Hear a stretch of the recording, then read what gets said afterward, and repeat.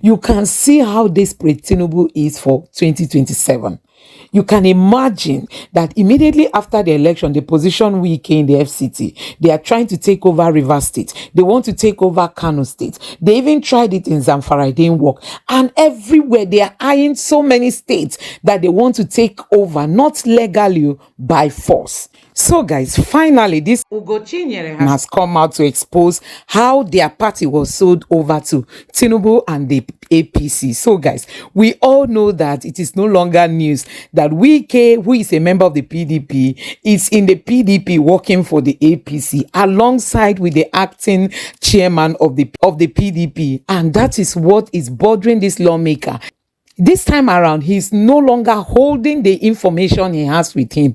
He has come out to pour it out the way it is, telling Nigerians that it is even the members of the PDP that are destroying the party, that they are in the PDP working for the APC, selling their party to the APC and making their party to come. That Nigerians, you need to take your time.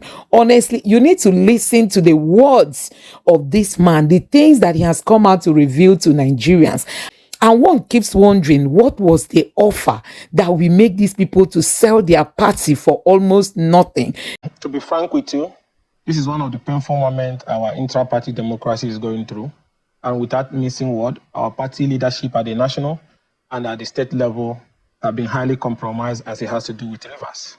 You have a party leadership that have refused to step forward to condemn the key actors who have made this situation very difficult for our party and wants to steal the mandate of the party. You have a party leadership that deliberately, despite the alarm that was raised, appointed caretaker committee for our party in Rivers, led by members of APC. If you remember, I raised this issue. They said they were going to step it down at the NEC meeting in the middle of the night. They came up and said they have an expert order, which none of us have seen, and went ahead and published these people as officers of our party. So when you ask me, why is it that much is not coming from the PDP? I'll ask you, which PDP?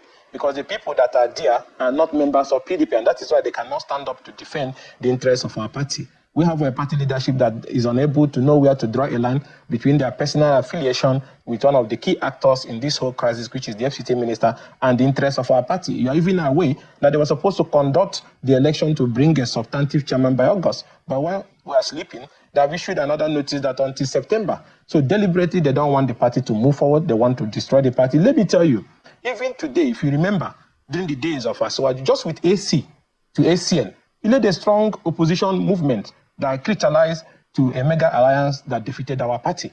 But now you have some of our governors and our party national leadership. They don't even want to mention the name Fobara with their mouth because they are so scared. Maybe the FCT minister will not be happy with them. Normally, governors elected on the platform of opposition party are supposed to have stormed Rivers in solidarity with our party.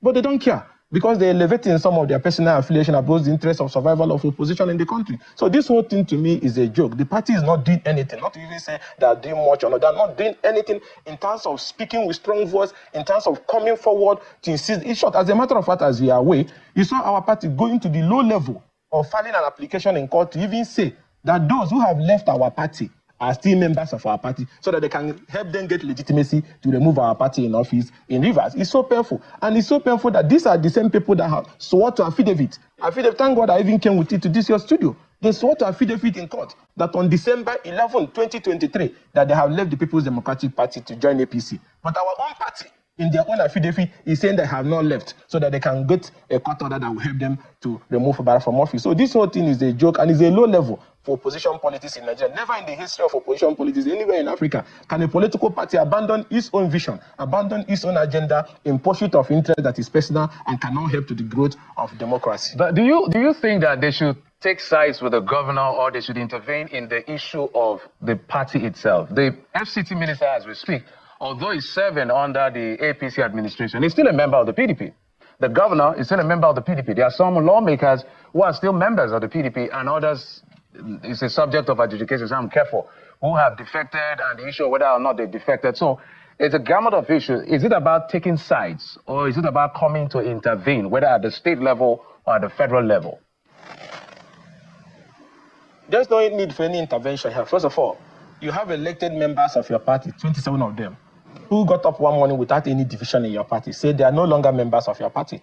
and claim that because there are discussion for merger between NMPP and Labour Party, they have left. That doesn't amount to division. And then they moved into another party, changed all the laws. They were amending laws that will make sure your party does not survive in Rivers, including making attempts to impeach your governor. There will be no intervention. The line has been clearly drawn on this particular matter. Then you have a member of your party, a former governor, who has benefited immensely from the party as a local government chairman, as a chief of staff, as a minister, as a governor. The party gave him enormous platform to reach the height he is today. But he decides to work for the ruling party that doesn't want your own party to survive, and then boldly goes publicly to say that his commitment is to ensure that your political party, the PDP, does not come anywhere near winning any presidential election till after 2027. So there cannot be any intervention. They are no longer members of the party. They have declared war on the party. They are committed to destroying the party. So what you do is to protect what you have. But because you are in bed with him, you don't want to even protect your party. You just want the party to be dead. You don't want the party to move forward so that they can execute the assignment they have been given. So there's no need for any intervention here because they have clearly said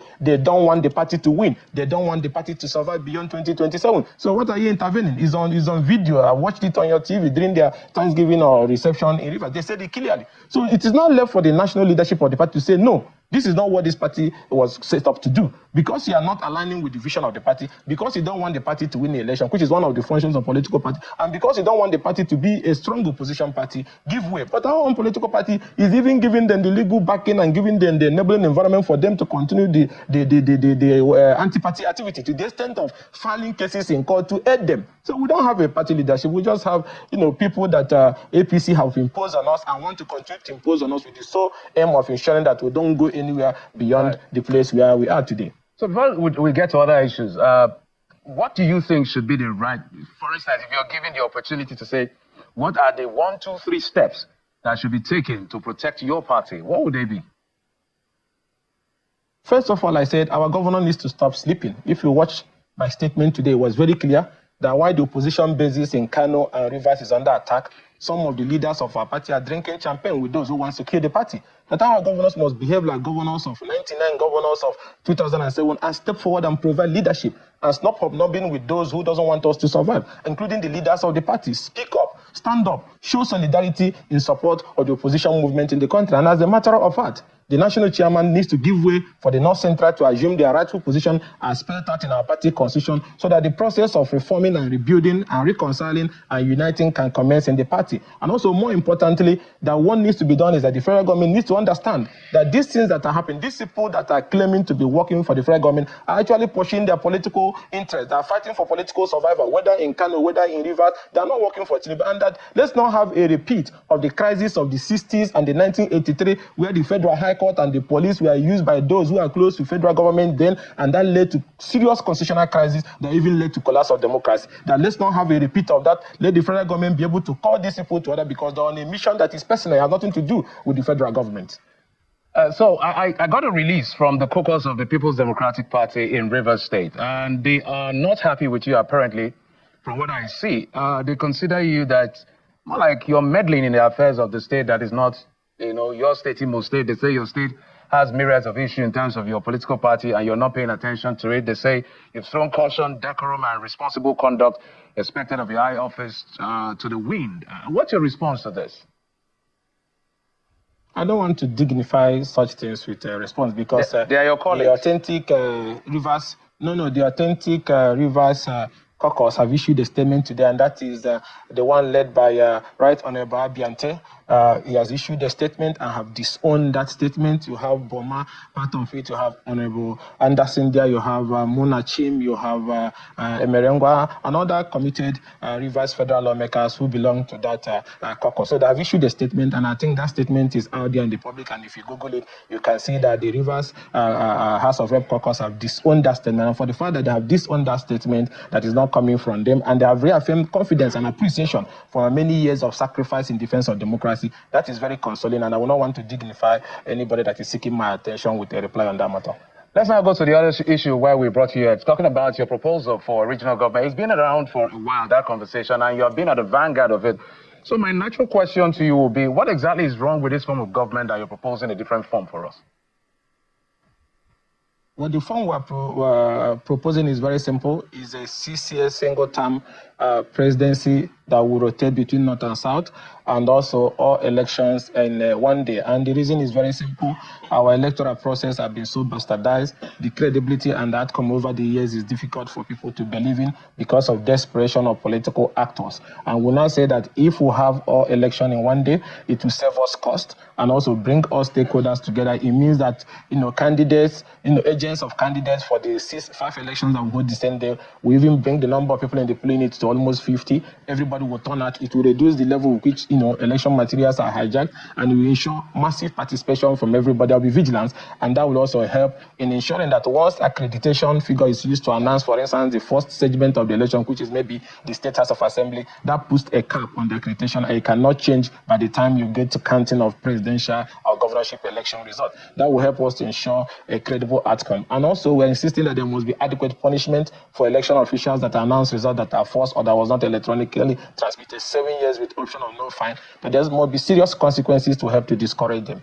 And then we say that this the conversation and money that goes into re-election, which you are aware is costing so much and is distracting government, that we can have a 6-year single term. And then also, in order to de-escalate political tension about power rotation and sharing in the country, which also affects governance, that let power constitutionally rotate between North and South. And when it comes to South, it goes to the geopolitical zones there. And when it goes to North, it rotates among the geopolitical zone there. We will reduce costs, we will reduce this conversation that is distracting us, and we focus on development. And in order to ensure that it's a 6 years uninterrupted development phase, that everything about pre-election matter of who is the rightful candidate, the rightful party leadership, who won the primary or not, should be decided 30 days to election. And after election, every conversation in court should be about the outcome of the election, not about pre-election issue. And issues about post-election litigations should be decided before swearing in the person into office, so he doesn't get into office and start using government money and resources to try to remain in office. By so doing, it means that once you win the election, from the day you are sworn in, you have 6 uninterrupted years to govern, and at the same time maintaining political stability and removing distraction. And then there should be office of 2 vice presidents. The reason is this: to avoid a repeat of what happened during the time of death of Yar'Adua and Jonathan, that in the case that the president dies or is impeached or removed, the second vice president, who is the succession vice president, will be sworn, even if it's a day to the expiration of their tenure, to complete what is the remaining of that tenure without a contesting. And in order to reduce the cost of running government, that vice president will be a minister. So once you have vice president succession from Abia, for instance, there will be no minister from that state. You'll be the minister from that state, just like a crown prince waiting to assume office as president in the event of impeachment, incapacitation, or removal. With that, we can save costs, we'll ensure inclusivity of everybody in the political process, clean up the electoral process, and move to development issue, which is the most important thing that Nigeria should be discussing now. Do you think, now, perhaps you're talking about regional government, if I understand you very well. Do you think that... No, it's not regional. It's not regional. It's still presidential. But okay, the rotation is ensure inclusiveness and stability. Yes. Do you think that's really our problem as a country, or the issue of good governance should be what we should be driving at? Well, this is not all the issues affecting Nigeria, but the conversation has to start somewhere in terms of political restructuring and reforming of the system of government. You cannot even have conversation about government and development without a credible electoral process that throws up leaders who have the capacity to bring those developments they are looking for. That the leadership recruitment process, how people are mind to be leaders, and how they continue to maintain that political power is also important in helping development. Look at what is happening all over the country. Development conversation is not much. It's about politics, left and center. We feel that if we bring in political stability, if we bring in inclusion and so on and so forth, maybe we can grow past these political distractions and focus on governance and restore the will of the people to choose. And that, once that will is restored, leaders may start behaving more responsible as they are doing, very responsible more than they are doing now. So there's a lot of problems that is affecting the country, huge problems. But we have to start somewhere from having this conversation. That is why our reform is not just about political reforms. We have economic reforms, social reforms, and other reforms that we're going to take. It's about 50 amendment proposals. We just released 6.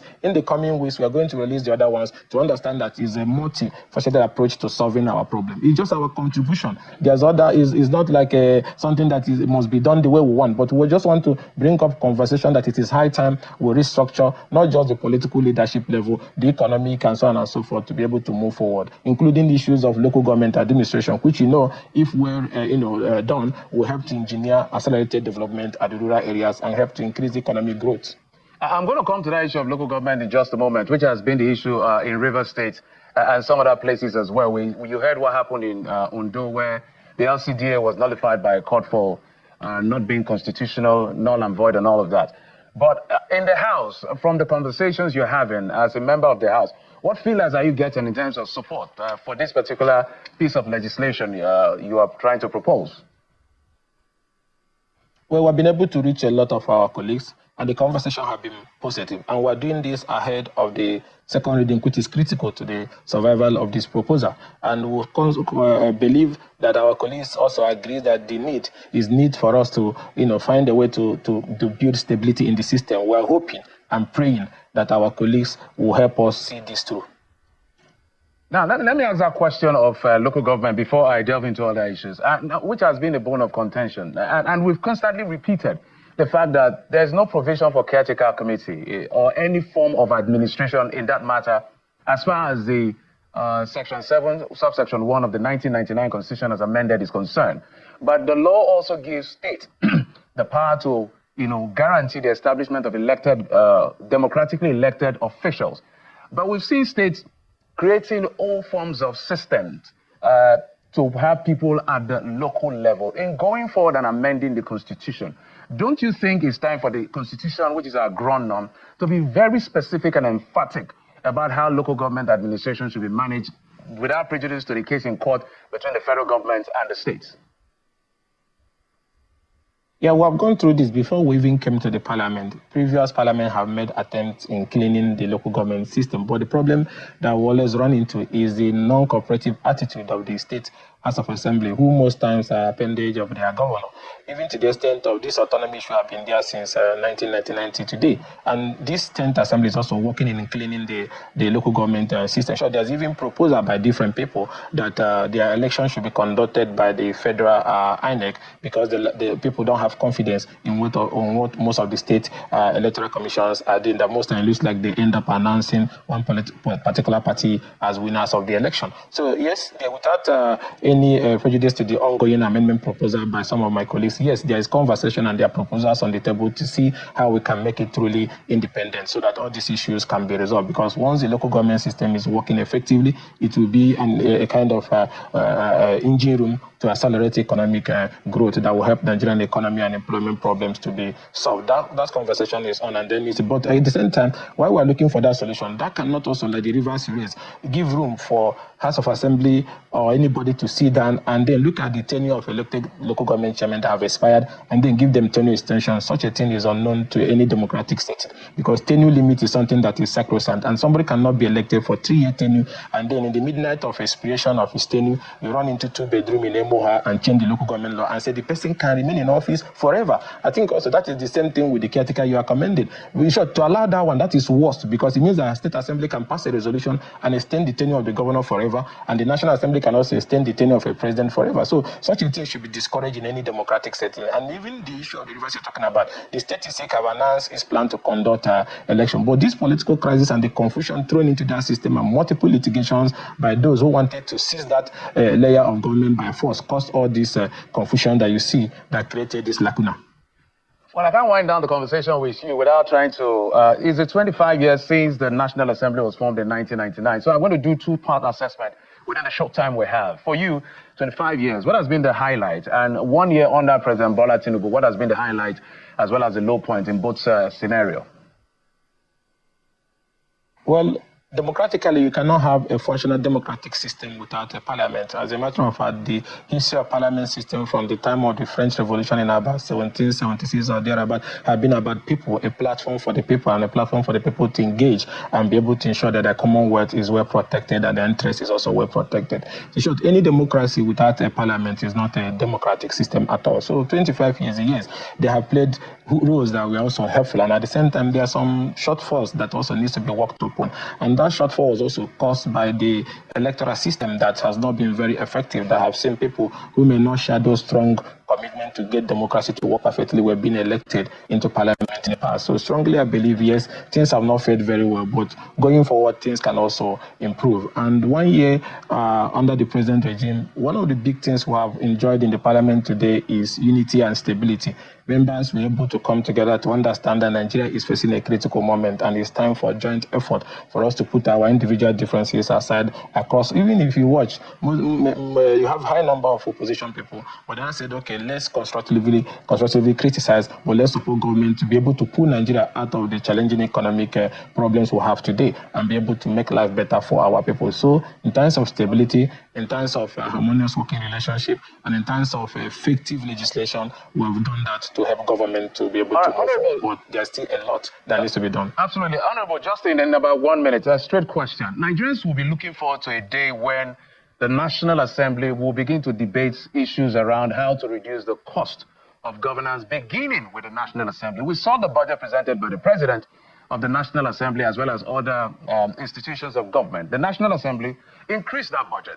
And Nigerians were screaming. Nobody seemed to listen. And I've had conversations with lawmakers like you, and most of them defending the position of the National Assembly as an institution.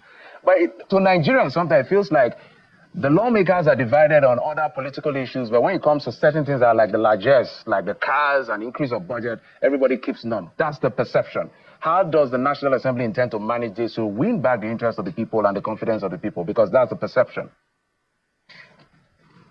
Well, I have to be honest with you. This conversation had been here before we came, and it's a conversation that is what we handled. And that is why if you look at the 10th House of Representative agenda of the Tajuddin Abbas and Benjamin Kale leadership, one of the key things we agreed that we're going to do, especially during this constitution amendment process, is about reducing the cost of running government. Proposals are now on the table, and I can assure you that you should give us that confidence, you give us that trust that this 10th Assembly will do something remarkably in terms of reducing the cost of running government across all board, not just in parliament, in executive and judicial. I can tell you that Nigerians would like to see start with the parliament. Trust me. You just need to ask questions around the street because they are always on fire. They're always getting the flags when it comes to budgets and all of that. But I must thank you, Honorable Ikenga Ogochinyere, the member representing Idiaton North and South Federal Constituency in Imo State. Thank you so much for your time and insights on the subject we've dealt with so far. Thank you. Thank you for having me.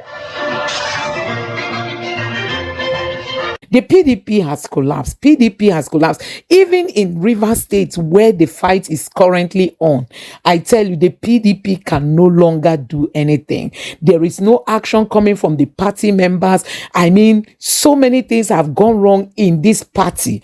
Nobody is picking up. So, guys, you can see how desperate Tinubu is for 2027. You can imagine that immediately after the election, the position Wike in the FCT, they are trying to take over Rivers State. They want to take over Kano State. They even tried it in Zamfara. It didn't work. And everywhere they are eyeing so many states that they want to take over, not legally, by force. What is your take with what is happening? Tinubu wants Nigeria to have a one-party system and let it be his party so that after he stays in office, he will be able to still come back the second tenure. And even possibly if he's leaving after the second tenure, he will be able to be the one to dictate what will be happening in the political space in Nigeria. Nigerians, this is time to speak up. So, guys, you have seen it for yourself. Honestly, these people don't mean well for us. They don't mean well. All they want is what will suit them, not the people. All they want is the way it will play well for them, not for the people. I don't know what you make of this in the comment section below. Drop your thoughts. Don't forget to subscribe to the channel and turn on the notification bell. Thank you.